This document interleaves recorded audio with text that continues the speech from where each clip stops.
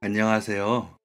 저는 요즘 손자 녀석의 재롱에 푹 빠져 있는 60대 할머니입니다. 오늘은 우리 집의 보물, 5살 손주의 유치원 학예회가 있는 날이에요. 밖은 추웠지만 아이들의 웃음소리로 가득한 실내에는 포근한 온기가 감돌았어요.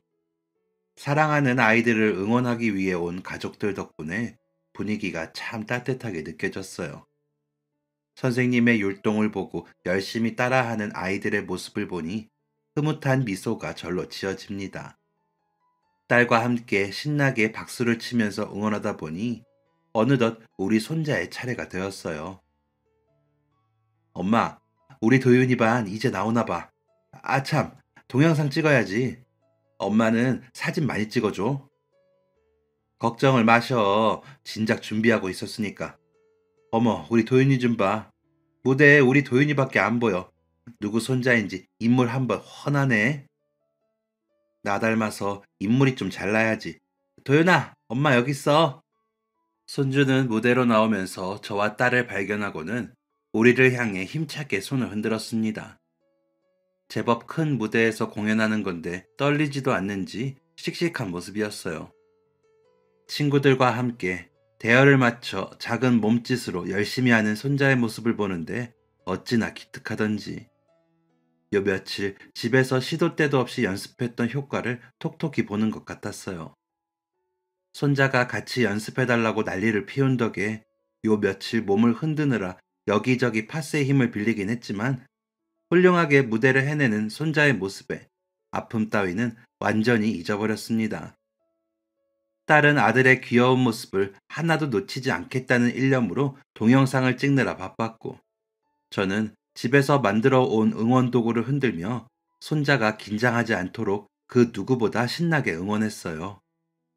몇 분 동안 이어진 무대는 열광적인 박수와 함께 멋지게 마무리되었습니다. 아이들을 향한 응원의 함성은 오랫동안 이어졌어요. 일렬로 서서 손을 잡고 부모님들을 향해 인사를 하는 아이들이 어찌나 귀엽고 기특하던지 어쩐지 눈물이 찔끔 날 것 같은 기분이었어요. 눈도 제대로 뜨지 못하던 갓난아기가 언제 이렇게 커서 두 발로 뛰어다니며 재롱을 부리게 됐는지 시간이라는 것이 붙잡지도 못할 만큼 빠르게 흘렀네요. 세상에서 가장 귀한 우리 손자. 손자가 태어났을 때 딸과 손자를 향해 맹세했습니다. 저에게 남은 인생은 우리 딸과 손자를 위해서만 쓰겠다고. 무슨 일이 있어도 이 두 사람은 내 손으로 지켜내겠다고요. 제가 왜 이런 결심을 하게 되었는지 지금부터 그때의 이야기를 들려드리려고 합니다. 저는 25세 결혼을 했어요. 부모님도 일찍 돌아가시고 할머니랑 둘이 살았는데 제가 22살이 됐을 때 유일한 가족인 할머니마저 세상을 떠나셨죠. 세상에 온전히 혼자인 상태로 남겨져 앞으로 뭘 해야 할지, 어떻게 살아야 할지 갈피를 잡지 못했습니다. 할머니가 없는 고향은 저에게 아무런 의미도 없었어요. 그렇게 특별한 계획도 없이 무작정 서울로 올라갔습니다. 하지만 혼자서 살아가려면 돈이 필요했고, 돈을 벌기 위해서는 일을 해야 했습니다.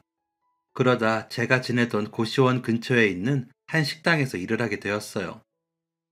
가진 재산을 다 털어 식당을 차렸다는 젊은 사장님은 자신과 함께 식당을 키울 직원을 찾고 있었습니다. 어렸을 때부터 할머니를 도와 여러 일을 했던 저를 좋게 본 사장님은 감사하게도 저를 직원으로 뽑아주셨어요. 그때부터 정말 열심히 일했습니다. 그렇게 매일매일 하루 종일 함께 지내다 보니 사장님과 저는 자연스럽게 서로에 대한 마음을 키우게 되었고 그 감정을 애써 숨기지 않았어요. 사장님은 저보다 10살이 많았지만 오히려 저보다 나이가 많아서 더 마음에 들었어요. 그렇게 함께 하다 보니 어느덧 우리는 사장과 직원에서 남편과 아내로 그렇게 부부의 인연을 맺게 되었습니다. 결혼 후에도 우리의 미래를 위해서 남편과 정말 열심히 일했어요. 결혼 3년 차에 귀한 딸을 얻고 난 뒤에는 더 큰 책임감이 생겼습니다. 더운 여름에는 콩국수를 팔고 찬바람이 부는 계절에는 뜨끈한 칼국수를 팔면서 하루하루 정말 성실하게 살았어요. 눈에 넣어도 아프지 않은 우리 귀한 딸을 위해서라면 어떤 일도 힘들지 않았습니다. 가족을 생각하는 마음으로 묵묵히 한자리에서 최선을 다하다 보니 어느덧 식당은 맛집으로 소문이 나서 손님들이 끊이지 않게 되었고 덕분에 돈도 많이 벌었어요. 남편은 저와 딸을 보면 세상을 다 가진 것 같다고 했어요. 평생 자신이 우리의 울타리가 되어주겠노라고 자신만 믿으라는 말을 입버릇처럼 했었죠.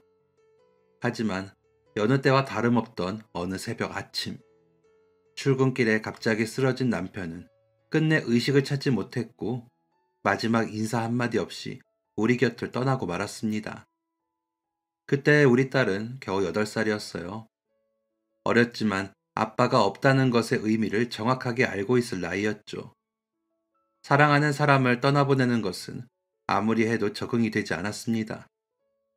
남편의 그늘이 얼마나 따뜻했는지 남편이 떠나고 나서야 사무치게 깨달았습니다. 남편 없이 홀로 살아가야 한다는 현실이 막막하고 무섭고 두려웠지만 저에게는 지켜야 할 존재가 있었어요. 이대로 슬픔에 잠겨 있을 수만은 없었습니다. 그렇게 세상에 덩그러니 남겨진 딸과 저는 서로를 위로하며 남편을, 아빠를 잃은 아픔을 견뎌냈습니다. 남편이 떠나도 세상은 그대로였습니다. 매일 같은 시간에 식당 문을 열어야 했고, 하루 종일 장사를 하고 나서야 집으로 돌아갈 수 있었습니다. 남편과 함께 하던 일을 혼자서 하려니 여간 힘든 일이 아니었어요. 도와주는 직원들이 있었지만 남편이 하던 일은 전부 혼자서 해야 했기에 전보다 더 부지런하게 움직여야 했습니다. 혼자서 딸을 잘 키우려면 남편 몫까지 더 악착같이 해내야 했어요. 다행스럽게도 장사는 여전히 잘 됐습니다. 하지만 장사가 잘 될수록 딸을 챙길 수 있는 시간은 줄어들었어요. 딸은 학교가 끝나면 학원에 갔다가 언제나 가게 쪽방에서 제가 끝나기만을 기다렸어요. 딸과 더 많은 시간을 보내고 싶었는데 그러지 못해 늘 미안한 마음뿐이었습니다. 이 모든 것은 딸을 잘 키우기 위해 어쩔 수 없는 일이라고 애써 현실과 타협하며 제 불편한 마음을 달래야 했어요. 저녁 장사를 마치고 직원들이 마무리 정리를 하는 동안 딸이 뭘 하고 있나 싶어 슬쩍 쪽방을 들여다본 적이 있어요. 그림을 그리다가 피곤했는지 스케치북을 안고 있는 상태로 엎드려 자고 있더군요. 뭘 그렸나 싶어 보는데 우리 가족의 모습이었어요. 그림 속에는 세상을 떠난 남편이 활짝 웃는 모습으로 딸과 저의 손을 잡고 있었습니다. 딸의 잠든 얼굴에 눈물 자국이 가득한 모습을 보니 마음이 아팠어요. 어린 것이 아빠가 얼마나 보고 싶을까? 어린 마음에도 엄마가 슬퍼할까봐 말하지 못하고 홀로 눈물을 삼켰을 모습을 떠올리니 가슴이 미어졌습니다. 그날은 한참 동안 딸을 끌어안고 저도 얼마나 눈물을 흘렸는지 모르겠어요. 제가 채운다고 노력해도 아빠의 빈자리는 여전히 컸을 거예요. 남편이 떠나고 제 마음속 시계는 아직도 멈춰 있는 것 같았는데 시간은 빠르게 흘러갔습니다. 그 사이 초등학생이었던 딸은 중학생, 고등학생을 지나 대학생이 되었어요. 제가 바쁘다는 핑계로 제대로 신경 한번 못 써준 것 같은데 얼마나 잘 자라줬는지 몰라요. 자신이 하고 싶은 것에 대해서는 늘 욕심이 많았던 딸은 공부도 정말 잘했어요. 이름 있는 대학교에 턱하니 합격한 것도 대견한데 대학교 다니는 내내 식당 일도 도와가며 학점 관리는 또 얼마나 열심히 했는지 몰라요. 방학 때 가는 어학연수도 학교에서 장학 프로그램으로 다녀오고 어찌나 똑부러지던지 제 딸이지만 정말 기특했습니다. 하늘에서 보고 있는 우리 남편도 정말 자랑스러워 했을 거예요. 딸은 그 흔한 휴학 한 번 하지 않고 4년을 정말 열심히 살았습니다. 졸업반이 되었을 때는 가고 싶은 회사를 목표로 인턴 생활도 하고 스터디도 하면서 취업 준비를 정말 열심히 했어요. 덕분에 공개 채용에 합격해서 졸업과 동시에 어엿한 사회인이 되었습니다. 지민아, 시간이 왜 이렇게 빠르니? 우리 지민이가 벌써 취업을 다 하고 맨날 엄마 뒷공문이 졸졸 따라다니던 아가였는데. 그러니까 말이야. 나 언제 이렇게 컸냐 진짜. 이만큼 키운다고 엄마가 고생했네. 고생은 무슨, 너처럼 알아서 잘하는 애가 어딨다고. 엄마는 지민이한테 늘 고맙고 미안하고 그래. 엄마 힘들까봐 어리광 한번 제대로 안 부리고. 내가 아빠 닮아서 씩씩하잖아? 엄마 가게 힘든데 나 때문에 하루도 안 쉬고 열심히 한 거 다 알고 있어. 내가 얼른 성공해서 앞으로 엄마 편하게 살게 해줄게. 나 믿지? 그럼 믿지. 우리 이지민 씨는 회사에서 목표가 뭔가요? 최연소 여성 임원? 나 욕심 많은 거 알지? 기대하라고. 성공을 위해서 노력하고 목표로 세운 것은 반드시 해내는 딸의 모습은 정말 남편을 꼭 빼닮았어요. 꿈도 많고 목표도 큰 우리 딸. 부디 회사에서 딸이 원하는 삶을 살길 마음속으로 간절히 바랐습니다. 입사 후 딸은 몇 년 동안 정말 일에만 매달렸어요. 주말에도 제대로 노는 모습을 못 봤던 것 같아요. 엄마로서 그런 모습이 달가운 것은 아니었지만 동기 중에 가장 먼저 대리가 됐다고 기뻐하는 딸의 모습을 보니 그거면 됐다는 생각이 들었어요. 힘들게 노력한 만큼 보상이 있고 보상을 얻을 때마다 딸은 세상에서 가장 행복한 표정을 지었거든요. 제가 장난으로 결혼은 언제 할 거냐고 물어도 결혼 생각 없다고 저랑 평생 살 거라고 했던 딸. 그런 딸이 서른이 되었을 무렵 결혼하고 싶은 사람이 있다고 이야기했을 때는 내심 놀라긴 했습니다. 그러면서도 속으로는 역시 우리 딸 일도 연애도 알아서 잘하고 있었구나 싶어서 기특한 생각이 들었어요. 딸의 남자친구가 집에 인사 오기로 한 날, 식당은 매니저에게 맡기고 아침부터 이것저것 음식을 준비하느라 정신이 없었어요. 괜히 시험 보기 직전의 학생처럼 심장이 마구 두근거려 혼났습니다. 어머님, 안녕하십니까? 처음 뵙겠습니다. 김진환이라고 합니다. 오늘 초대해 주셔서 감사합니다. 이렇게 와줘서 고마워요. 시장할 텐데 식사 먼저 할까요? 네, 감사합니다. 그리고 말씀 편히 해주세요. 그럴까, 그럼? 예비사위는 성격도 참 싹싹했어요. 말끝마다 어머니 하면서 사근사근 대하는 모습을 보니 사람 참 유해 보이는 것이 애교 없는 우리 딸 옆에 있으면 참 좋겠다 싶더라고요. 그리고 또 하나, 부모님이 해외에서 살고 계시기 때문에 우리 딸 시집살이 할 일도 없겠다 싶어 좋더라고요. 지민이가 남자친구 있다는 얘기를 했을 때 깜짝 놀랐어. 평소에 시시콜콜한 얘기를 잘 안 하긴 하지만 전혀 낌새도 없었거든. 둘이 얼마나 만났나? 제가 따라다닌 건 6년 좀 더 넘은 것 같아요. 신입사원 연수 때 같은 조였는데 그때 보고 반했거든요. 근데 어머니도 잘 아시겠지만 지민이가 일에 완전 푹 빠져 있잖아요. 저한테는 아예 눈길도 안 주더라고요. 세상에 입사 때부터? 네, 매년 두 번씩은 차였던 것 같아요. 봄에 지민이 생일 때 한 번, 겨울에 크리스마스 때 한 번이요. 작년 크리스마스 때 이번에도 당연히 안 되겠지 싶은 마음으로 고백을 했는데 지민이가 받아주는 거예요. 그러더니 딱 사계절만 지내보고 제가 괜찮으면 결혼을 하고 아니면 헤어지겠다고요. 그 결과로 지금 제가 어머님을 뵙게 되었습니다. 어머, 어머, 얘가 가끔 별난 구석이 있어. 자네가 지민이 마음에 들게 잘했나 보네. 지민이 너는 사람을 몇 년 동안 고생을 시키니? 그땐 결혼 생각이 아예 없었단 말이야. 승진 빨리 하고 싶은 생각밖에 없었어. 근데 동기들 하나둘 결혼하고 엄마도 점점 나이 들어갈 텐데 내 걱정 덜 했으면 좋겠어서. 진한 씨 얘기 들었지? 이 사람 나 몇 년 동안 따라다녔잖아. 그동안 마음 변하지 않은 것도 뚝심 있어 보이고 만나보니 모난 것도 없고 무엇보다 나를 많이 사랑하고 내가 우리 지민이 입에서 이런 소리를 다 듣네. 자네 덕분이야.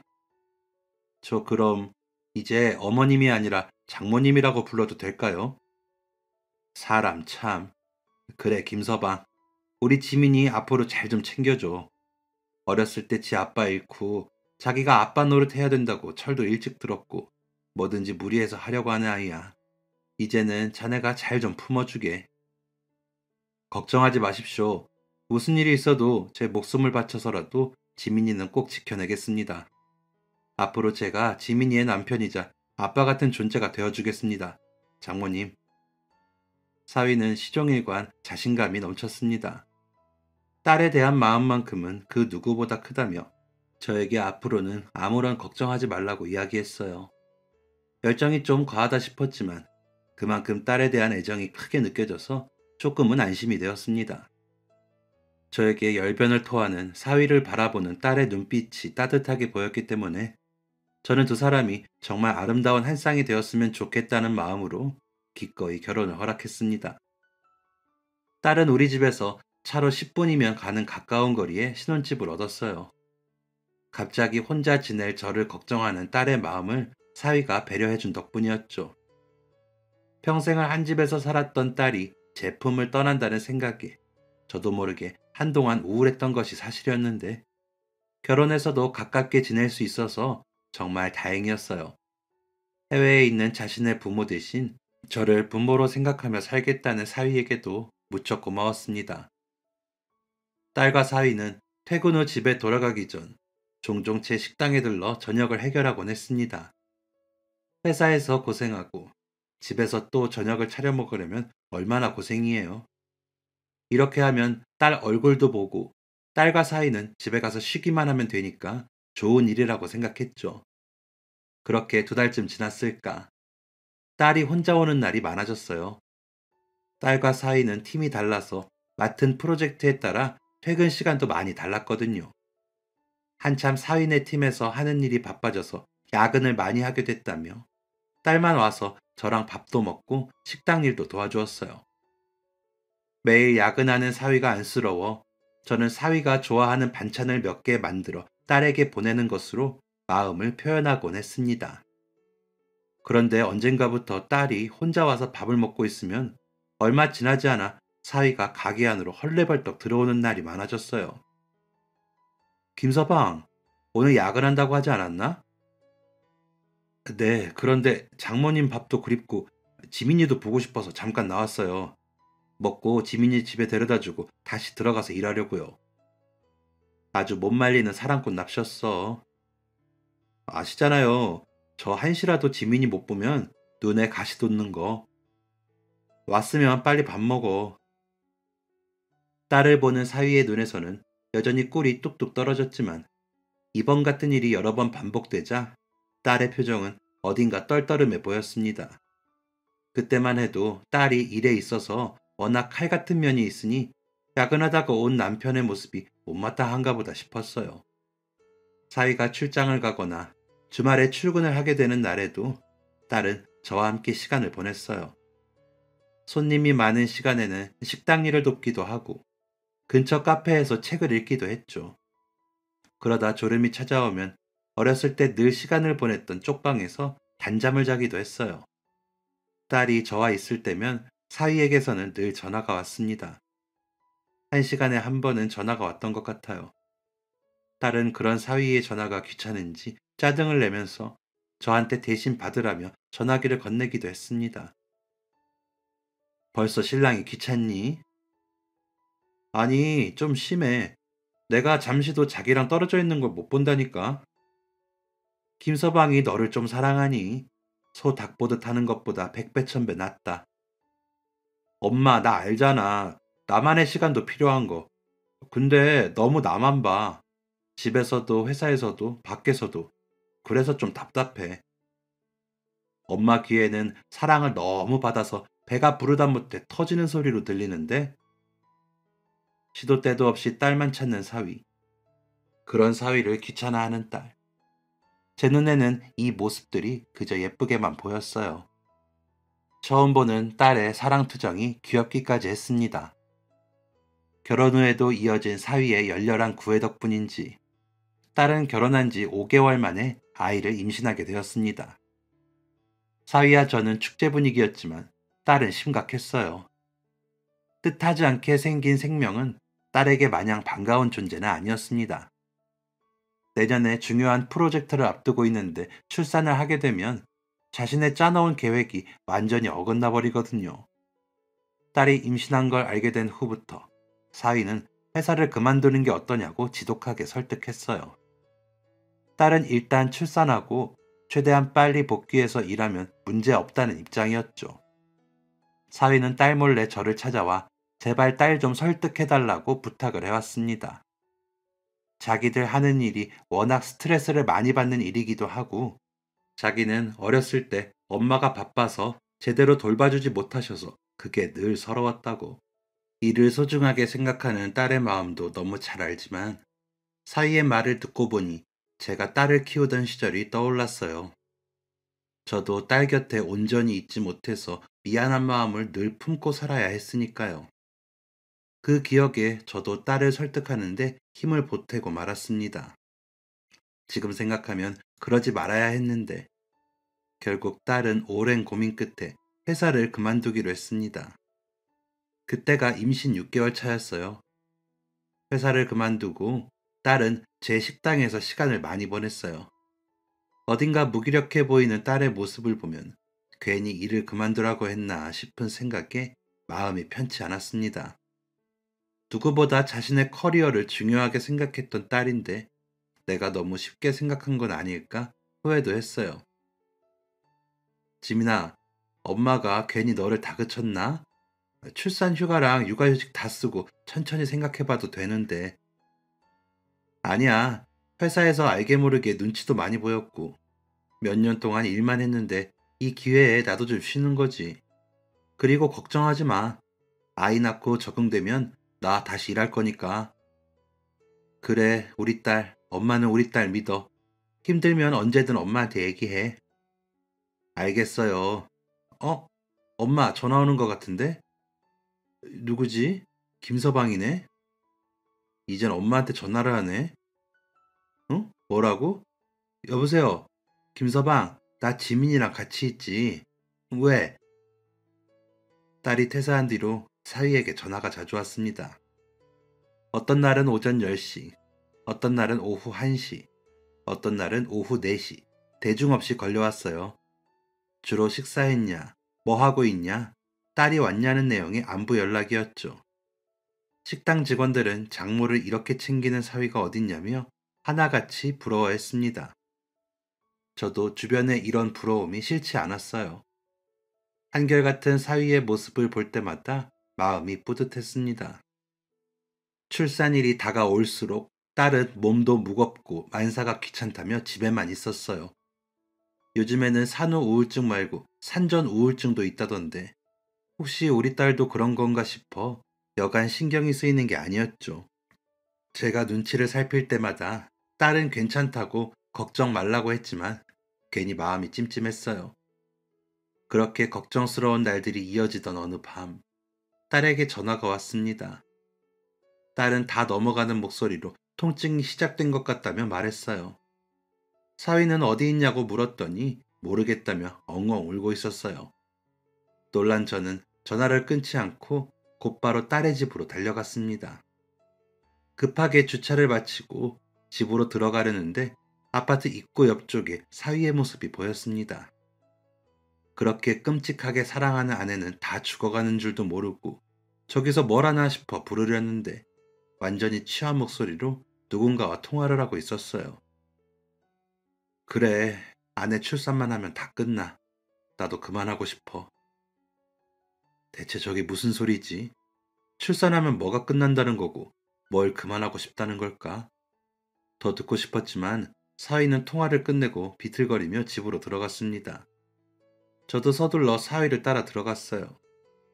엘리베이터를 기다리다가 제가 부르는 소리를 들은 사위는 정신을 차리려고 노력했지만 얼마나 술을 마신 건지 자기 몸 하나 제대로 가누기 힘들어 보였어요.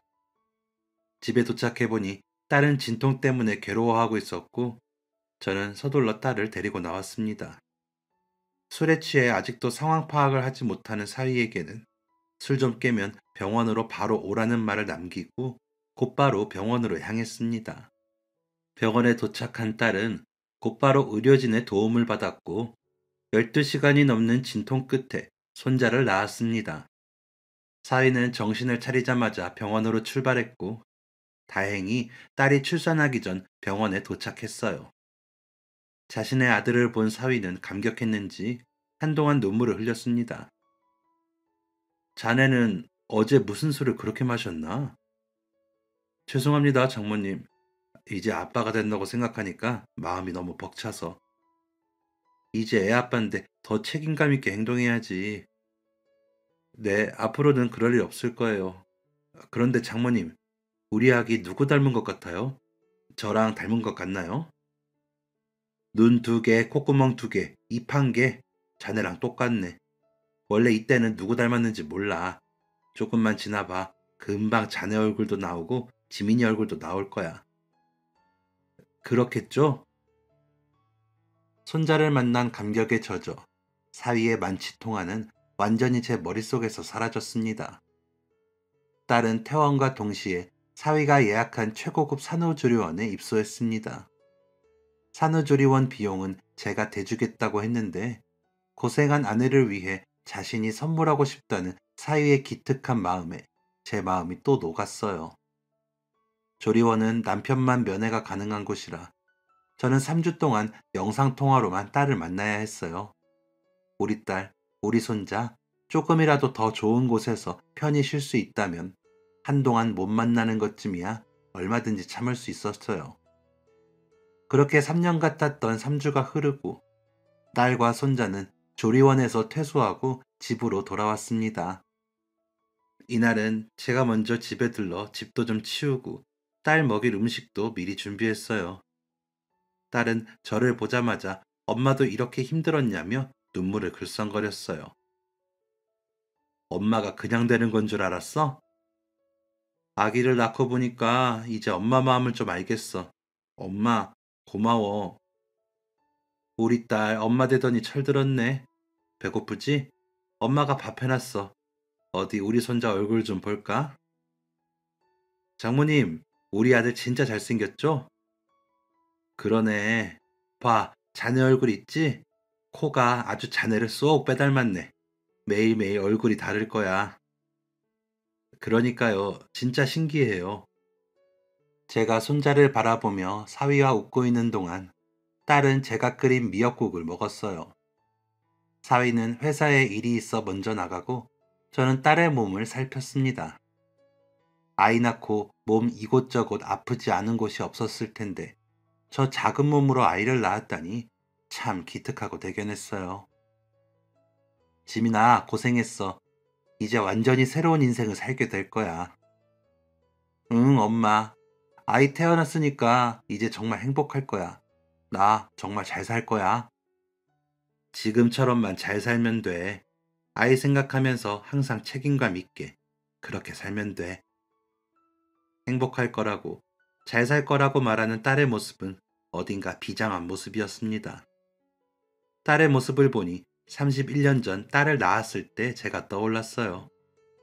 우리 딸은 분명 저보다 더 멋지고 훌륭한 엄마가 될 거라고 믿어 의심치 않았습니다. 이제 곧 집에 도착한다는 사위의 전화를 받고 저는 집으로 향했어요. 주말에는 단체 손님 때문에 도저히 시간이 나지 않아서 월요일에 다시 만나자며 인사를 나눴습니다. 주말에 정신없이 일을 하면서도 딸과 손자가 보고 싶어서 정말 혼났어요. 월요일 점심 장사를 끝내고 딸 집에 갈 준비를 하는데 딸이 식당으로 찾아왔습니다. 엄마, 지민아, 이게 무슨 일이야? 집에 있지. 힘들게 애 데리고 여기까지 왔어? 저를 부르며 소리 없는 눈물을 줄줄 흘리고 있는 딸. 저는 너무 놀라서 딸을 데리고 곧바로 우리 집으로 들어왔습니다. 잠든 손자를 따뜻한 안방에 눕혀놓고 딸을 달래며 물었어요. 지민아, 왜 그래? 다 괜찮으니까 엄마한테 말해봐. 김서방이랑 싸웠니? 엄마, 나 이혼할 거야. 출산한 지 한 달도 안 된 딸의 이혼 선언을 듣고 의연할 수 있는 부모가 세상에 얼마나 될까요? 제가 지금 제대로 들은 것이 맞나 싶어 다시 물으려는데 딸이 저에게 봉투 하나를 건넸습니다. 이게 뭐야? 친자 확인? 딸이 준 봉투 안에는 친자 확인 결과가 들어 있었습니다. 친자 확인의 대상은 사위와 손자였고 결과는 당연하게도 친자 일치였죠. 대체 이게 무슨 일인가 싶었어요. 태어난 지 한 달도 안 된 손자를 대상으로 이게 무슨 말도 안 되는 행동인가 이해가 되지 않았죠. 결과지를 들고 있는 제 손이 파르르 떨렸습니다. 이걸 대체 누가 했니? 설마 김서방이야? 왜? 엄마, 내 얘기 그냥 들어줄 수 있지? 미리 말해두는데 여기에는 엄마 잘못은 아무것도 없어. 그러니까 그냥 듣기만 해줘. 그래, 엄마 준비됐어. 얘기해봐. 대체 이게 어떻게 된 일인지. 한동안 저를 가만히 쳐다보던 딸은 믿을 수 없는 이야기를 꺼냈습니다. 평소 사위가 보여줬던 모습으로는 절대 상상할 수 없는 그런 이야기였어요. 그 사람 내가 바람 피우고 있다고 늘 의심했어. 그래서 내가 낳은 우리 아들도 의심한 거야. 자기 아들이 맞나 하고. 뭐라고? 그래서 애 태어나자마자 자기랑 닮았냐고 물어봤던 건가? 엄마한테 그런 걸 물어봤었구나. 엄마도 알지? 나 결혼 생각 없었던 거. 근데 한결같이 나만 바라보고 나만 위하고 그런 모습 보고 마음이 흔들렸어. 이 사람이라면 내가 평생 기댈 수 있겠구나. 나도 모르게 쌓인 내 마음에 있는 결핍들 다 채워줄 수 있겠구나. 그런 생각이 들었어. 사귀는 내내 얼마나 나한테 다정하고 잘했는지 몰라. 6년 내내 나 따라다니는 것도 한편으로는 정말 대단하다고 생각했어. 근데 그게 문제였나 봐. 6년 동안 포기하지 않고 따라다닌 거 보고 알았어야 했는데. 김서방, 사람이 좀 집요한 구석이 있다고 생각하긴 했지만 난 나쁘다고 생각하지 않았어. 내가 보기에도 정말 너를 끔찍하게 아꼈으니까. 맞아, 나도 그런 줄 알았어. 근데 결혼하고 나니까 사람이 묘하게 달라졌어. 어딘가 위화감이 느껴지긴 했는데 그게 뭔지 정확히 콕 집어서 말할 수 없는 그런 느낌이었거든. 말끝마다 유부녀가 유부녀가 하는데 장난인 줄 알았지. 결혼해서 신혼놀이 하는 줄 알았어. 결혼을 하고 나서부터 사위의 행동이 바뀌기 시작했다고 했으니 딸이 겪은 것만 해도 어림잡아 1년이 넘었을 거예요. 사위는 일상 속에서 딸을 통제하려는 모습을 자주 보였다고 했습니다. 회사에서 남자 팀원과 일 이야기를 하고 나면 메신저를 통해 뭐가 그렇게 재밌어서 웃냐. 남자 직원한테 너무 웃어주지 말아라. 유부녀인 거 잊은 거 아니냐면서 말도 안 되는 소리를 해댔다고 했습니다. 제가 듣기에도 아내가 너무 좋아서 하는 가벼운 질투 정도로 보이진 않았어요.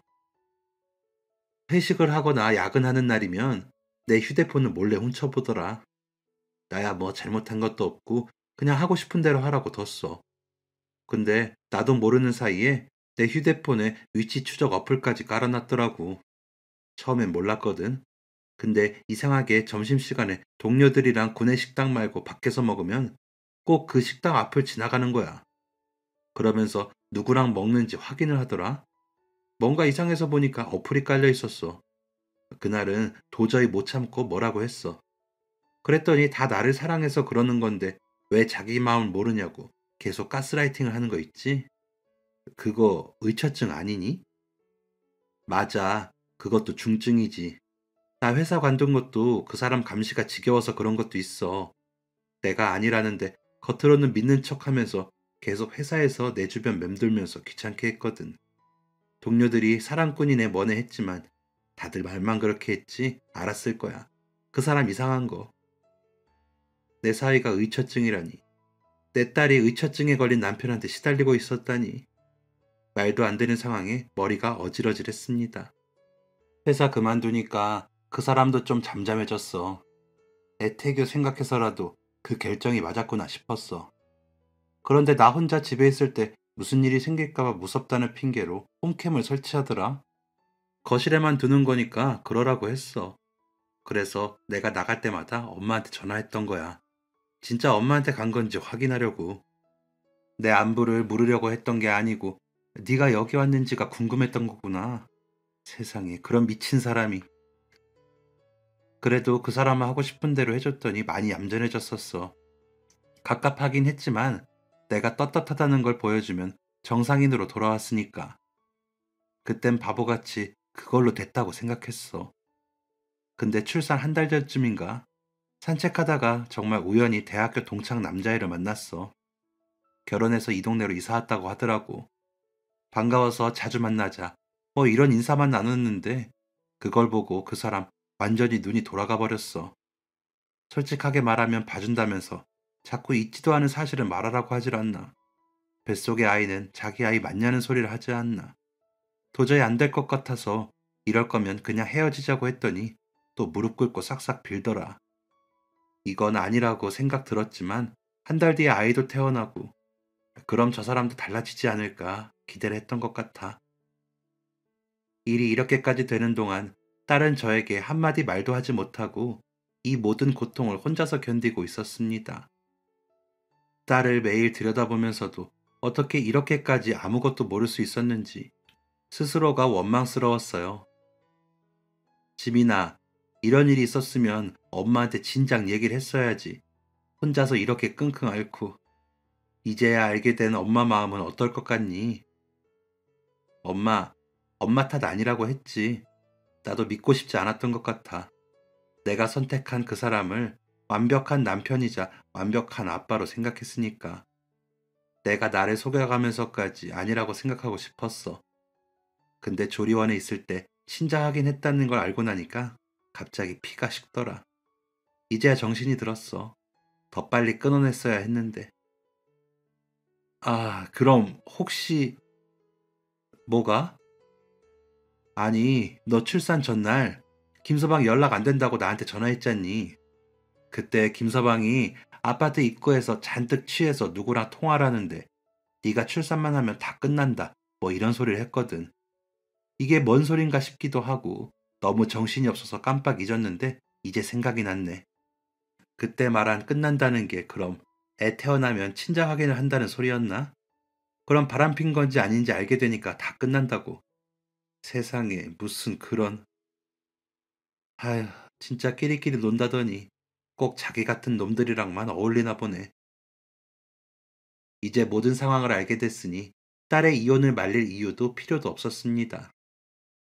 저는 이제부터 몹쓸 의처증 환자에게서 제 딸과 손자를 지켜내야겠다는 생각을 했어요. 딸과 이야기를 하는 동안 사위는 저와 딸의 휴대폰에 번갈아 가며 전화를 걸었습니다. 딸에게는 문자도 많이 와 있었어요. 자기 애를 데리고 어딜 갔냐. 장모님 집에 갔으면 말을 해라. 끝나고 바로 데리러 가겠다. 정말 쉴 새 없이 문자가 쏟아졌습니다. 딸은 이 정도는 평소에도 있는 일이라며 대수롭지 않게 넘겼어요. 하지만 제가 보기엔 보통 문제가 심각한 게 아니었어요. 끝내는 것도 중요하지만 그 과정에서 아이들이 해코지를 당하진 않을지 그게 가장 걱정이었습니다. 그날 밤 사위는 식당으로 찾아왔습니다. 혹시 모를 상황을 대비해서 식당으로 오라고 했거든요. 딸이 자신이 숨겨두었던 친자 확인 결과지를 찍어서 보냈기 때문에 무슨 일이 생겼는지는 알고 있었어요. 사위는 다 오해라며 자신이 설명할 수 있다고 한 번만 이야기를 들어봐 달라고 했어요. 뭐라고 짓거리나 싶어 일단 이야기를 해보라고 했습니다. 그게 저는 정말로 안 하려고 했는데요. 친구 중에 아내가 다른 남자 아이를 친구 아이라고 속이고 낳은 적이 있었거든요. 자꾸 지민이도 그런 거 아니냐고 옆에서 살살 긁길래 지민이는 그런 사람 아니라고 그거 증명하려고 한 거예요. 아, 진짜예요. 믿어주세요. 뭐라고 말하는지 드러나 보려고 했는데 지금 그게 말이나 된다고 생각하나? 자네의 그 행동이 지민이랑 자네 아들한테 얼마나 큰 상처가 되는 행동인지 몰라서 그래? 다 그 자식 때문이에요. 지민이가 원래 회사 다닐 때도 인기가 많았거든요. 남몰래 지민이 좋아하는 남자 직원들도 많았고, 그래서 확인해 봐야 된다고. 제가 미쳤었나 봐요. 자꾸 꼬드기니까 거기에 그냥 넘어가 버려서. 제 마음은 그게 아니라는 거 장모님도 잘 아시잖아요. 제가 지민이 얼마나 사랑하는지 아시잖아요. 네? 그만해. 더 못 들어주겠으니까. 그래서 내가 다 보여줬잖아. 휴대폰이고 메신저고 다 보여줬잖아. 뭘 더 어떻게 하라는 거야? 이제 당신 그러는 거 나 못 받아줘. 못 참아. 이제 더 할 말 없어. 그러니까 그만 돌아가.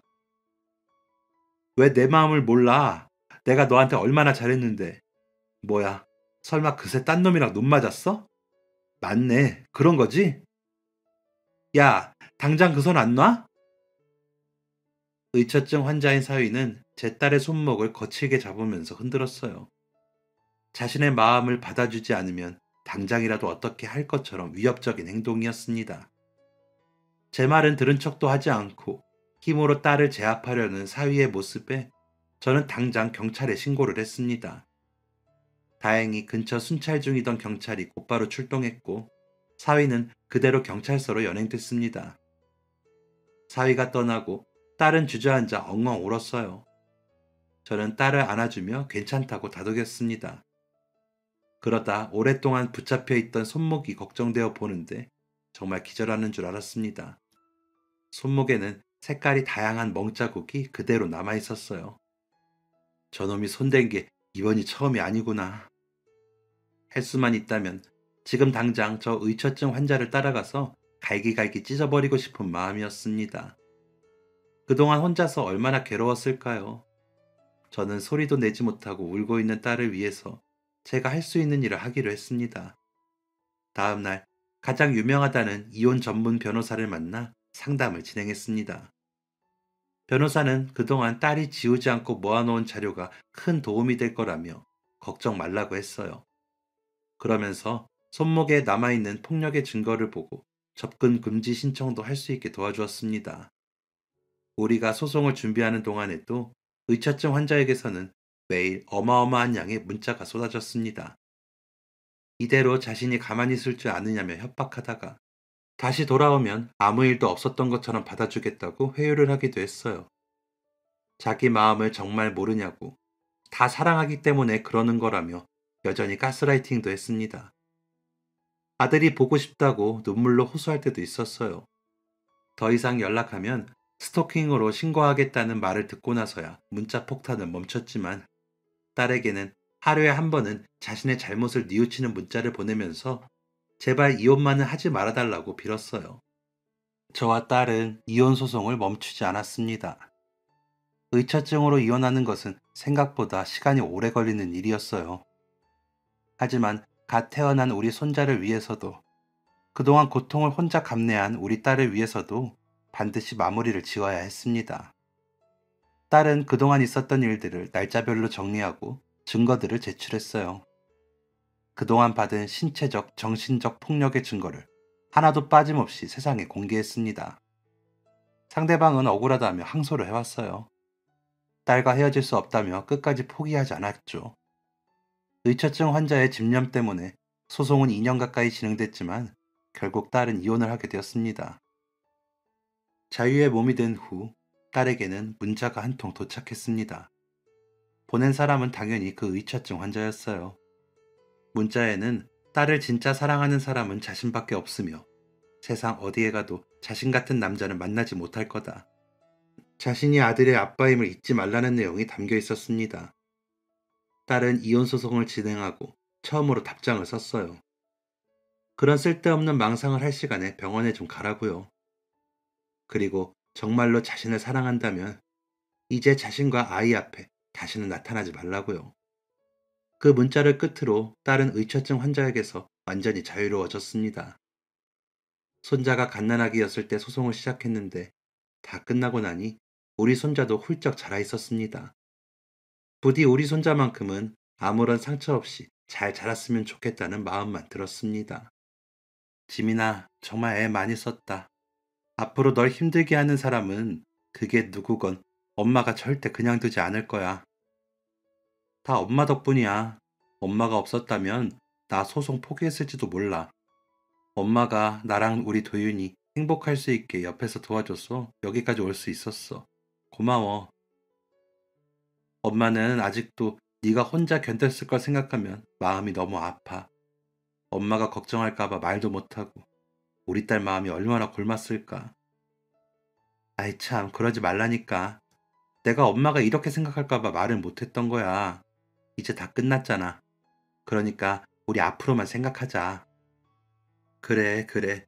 나중에 그 인간이 도윤이 근처에 나타나면 내가 할 수 있는 소송이란 소송은 다 걸어버릴 거야. 회사 다닐 때 동료한테 연락 왔는데 지난달에 사표 냈대. 이미 소문도 다 퍼져서 회사 생활은 글러먹었고 부모님 계신 곳으로 간다고 했다나 봐. 한국 다신 안 올 거라고. 웃기지? 뒤에서는 그렇게 다 해놓고 문자로는 사랑하네 어쩌네. 진짜 미친놈이라니까. 이제는 아무 일도 아니라는 듯 남의 이야기를 하듯 웃는 딸의 모습을 보니 마음이 놓이기도 하고 한편으로는 가슴이 미어지는 걸 막을 수가 없네요. 저는 이제부터라도 우리 딸의 가장 튼튼한 울타리가 되어줘야겠다 마음먹었어요. 돈을 번다는 핑계로 딸의 어린 시절에 제대로 챙겨주지 못했던 만큼 그 이상으로 더 넘치게 채워주려고요. 우리 손자 앞으로 자라면서 분명 아빠에 대해서 궁금하기도 하고 아빠가 필요한 날도 있을 거예요. 저는 손자가 최대한 아빠의 빈자리를 느끼지 못하도록 정말 열과 성을 다해서 키워낼 거예요. 반드시 그렇게 할 겁니다. 이혼 후 딸도 저도 많이 안정을 되찾았습니다. 딸은 저의 권유로 정신과에서 상담을 받기 시작했어요. 아무리 마음이 단단한 아이여도 그때 겪은 일이 결코 일반적인 일은 아니잖아요. 괜찮다는 딸의 말을 처음엔 믿었지만 밤마다 악몽을 꾸는지 식은땀을 흘리며 낑낑거리는 모습을 보니 가만히 있을 수가 없었어요. 처음에는 뭐하러 돈 쓰고 시간을 쓰냐고 못 믿어했던 딸이 이제는 알아서 예약을 잡고 잊지 않고 상담을 다니고 있습니다. 이제는 딸이 저에게 고맙다고 하네요. 자기도 몰랐던 마음의 상처를 똑바로 볼 수 있게 되었다고요. 모든 극복의 시작은 고통을 그대로 마주하는 것부터 시작이라는 것을 깨달았다면서요. 딸은 이제 자신의 감정을 숨기지 않아요. 문득 그때의 슬픔과 분노가 생각날 때면 저와 실컷 떠드는 것으로 감정을 해소합니다. 한때는 자신의 행동에도 문제가 있는 게 아니었을까 생각했던 딸은 자신은 완전한 피해자라는 사실을 그대로 받아들이게 되었습니다. 딸과 저는 더 나은 내일을 살기 위해 애쓰고 노력했습니다. 상처로 깊게 파인 마음은 일상의 소소함과 기쁨으로 조금씩 채워나갔어요. 그러다 보니 벌써 손자가 유치원에서 학예회를 하는 걸 보게 되었네요. 손자는 엄마와 할머니의 사랑을 듬뿍 받으면서 그 누구보다 사랑이 넘치는 아이로 잘 자라고 있어요. 딸은 이제 자신도 새로운 삶을 찾겠다며 얼마 전부터 이력서를 내고 면접을 보러 다니고 있어요. 아들에게 멋진 엄마의 모습을 보여주려면 자신 먼저 자신의 삶을 사랑하면서 살아가야 한다고요. 결혼 전 자신이 꿈꿨던 인생처럼 살 수는 없겠지만 아들이 자랑스러워할 수 있는 엄마의 모습을 보여주고 싶다며 요즘 그 어느 때보다 의욕이 넘치는 모습을 보여주고 있습니다. 손주의 유치원 학예회가 끝나고 정말 오랜만에 패밀리 레스토랑에 왔어요. 우리 손주가 좋아하는 스테이크도 시키고 제가 좋아하는 파스타도 시키고 딸이 좋아하는 랍스터도 주문했어요. 레스토랑에 있는 가족들은 전부 행복한 표정을 짓고 있습니다. 다른 사람들의 눈에도 우리 세 식구 정말 행복해 보이겠죠? 어라? 엄마, 나 합격했다. 응? 합격? 어머, 어디? 전 회사 다닐 때 부장님이 이직한 회사 있잖아. 나한테 이력서 내보라고 했다고. 거기서 연락 왔어. 메일로 내용 보냈다고 확인하라고 하네. 아이고, 우리 딸 장하다. 우리 딸 멋지다. 할머니, 합격이 뭐야? 당첨이야. 엄마가 좋은 회사에 당첨돼서 이제는 회사에서 일하는 거야. 엄마 일해? 그럼 도윤이랑 못 놀아? 왜 못 놀아? 이제는 주말에 더 열심히 노는 거지. 도윤이도 엄마 합격해서 좋지? 응, 응, 좋아. 엄마 웃는 거 좋아. 합격 문자 한 통에 딸의 눈빛이 초롱초롱 빛나기 시작합니다. 10년 전 처음 회사원이 되었을 때 꿈에 부풀었던 바로 그 눈빛이요. 활짝 웃고 있는 딸과 손자를 보고 있으니 제 마음이 그 어느 때보다 행복으로 가득 차고 있다는 것을 느낍니다. 우리 딸, 우리 손자. 앞으로 평생 이렇게 웃는 일만 가득하도록 제가 반드시 지켜줄 거예요. 제 인생은 이제 시작입니다. 살아가는 동안 생각지도 못한 위기가 찾아올 수도 있어요. 잊고 있던 그 사람이 갑자기 나타날 수도 있겠죠. 하지만 무섭지 않습니다. 저는 엄마니까요. 이 세상을 다 준다고 해도 바꿀 수 없는 내 새끼들. 우리 세 식구 오래오래 행복할 수 있도록 제가 든든한 울타리가 되어 이 자리를 잘 지키겠습니다. 긴 이야기 들어주셔서 감사합니다. 추워지는 날씨 건강 잘 챙기세요. 지금까지 사연 들어주셔서 감사합니다. 사연이 재밌으셨다면 구독과 좋아요를 눌러주세요. 감사합니다. 안녕히 계세요.